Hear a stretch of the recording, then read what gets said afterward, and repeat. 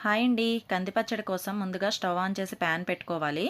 ఇందులోనే ఒక 2 స్పూన్లు ఆయిల్ వేసుకోవాలి. ఆయిల్ కాస్త హీట్ అయిన తర్వాత ఇందులో ఒక కప్పు కందిపప్పునైతే వేసుకొని బాగా దోరగా వేయించుకోవాలి. ఇందులోనే ఒక అరకప్పు మినపప్పు, అలాగే ఎండుమిర్చి ఒక 10-15 ఎండుమిర్చి, కాస్త జీలకర్ర, ఇంగువ కూడా వేసుకొని వీటన్నిటిని కూడా బాగా ఫ్రై చేసుకోవాలి. నేను ఇక్కడ పొట్టు మినపప్పునైతే యూజ్ చేశాను.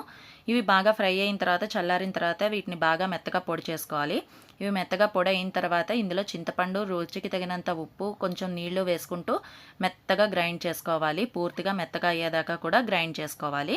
చూసారు కదా, ఇలా మెత్తగా అయిన తర్వాత ఇందులో పోపు కోసం ఒక 2 స్పూన్ల ఆయిల్ వేసుకోవాలి. ఆయిల్ హీట్ అయిన తర్వాత కాసిన్ని ఆవాలు, ఎండుమిర్చి, అదేవిధంగా కొంచెం కరివేపాకు కూడా వేసుకోవాలి.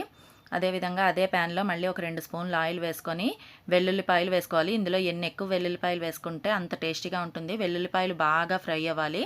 వెల్లుల్లిపాయలు ఫ్రై అయిన తర్వాత ఆయిల్తో పాటు ఇందులో యాడ్ చేసుకుంటే టేస్టీగా ఉండే కందిపచ్చడి